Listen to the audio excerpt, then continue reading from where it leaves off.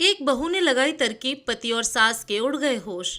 सुमन, जल्दी से खाना बना दो, बहुत जोरों की भूख लगी है। अभी अभी दफ्तर से घर लौटी सुमन को देखते ही हॉल में लगी सोफे पर लेटे उसके पति रंजीत ने लगभग 2 वर्ष की बिटिया के साथ कार्टून चैनल देखते हुए बोला। दफ्तर का बैग वहीं टेबल पर रख अपने कमरे में जाकर झटपट कपड़े बदल वॉशरूम की ओर जाती सुमन को अपने कमरे के बिस्तर पर बैठी उसकी सासू माँ ने वहीं से टोका। वॉशरूम में 2-4 कपड़े पड़े होंगे, उन्हें धो लेना। जी माँ जी। सुमन वॉशरूम में पहुंच फ्रेश होने से पहले बाल्टी भर भिगो कर रखे कपड़े धोकर हाथ पोछा वॉशरूम से बाहर आने पर सीधा रसोई में पहुंची।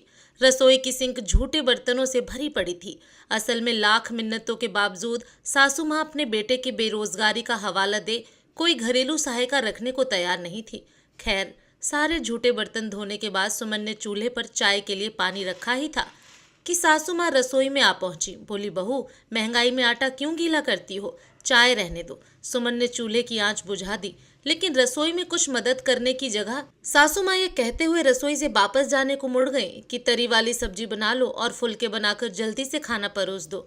अपनी बच्ची की अच्छी परवरिश के मुंह में मौन रहकर घर बाहर दोनों संभालती सुमन खुद को पल पल कटते उस पेड़ की तरह महसूस करने लगी जिसकी लकड़ी की कीमत लोग उसकी छांव से कहीं ज्यादा लगाते हैं।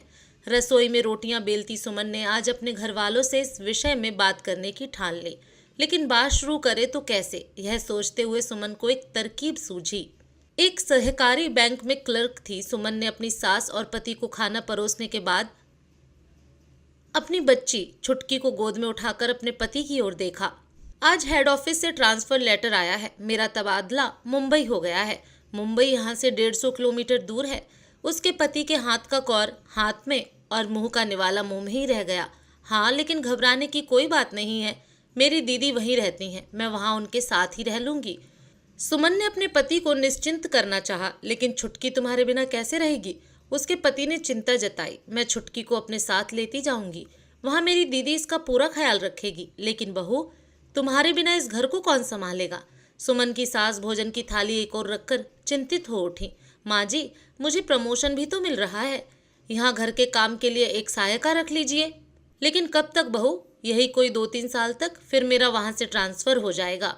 लेकिन 3 साल के बाद ट्रांसफर यही होगा, यह जरूरी तो नहीं। सुमन की सास की चिंता जस की तस बनी रही।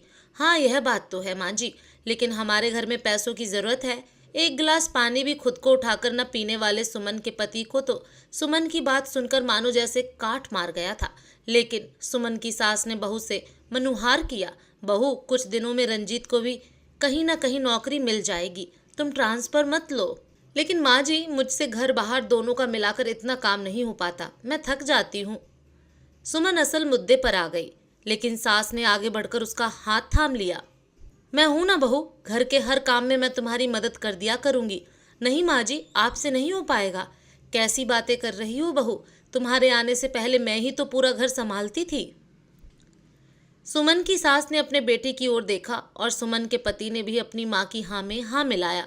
माँ सही कह रही है सुमन, और मैं भी तो फिलहाल घर पर ही रहता हूँ, मैं भी मदद कर दिया करूँगा। सास और पति की बातें सुन और उनकी जिद देखकर सुमन ने राहत की सांस ली।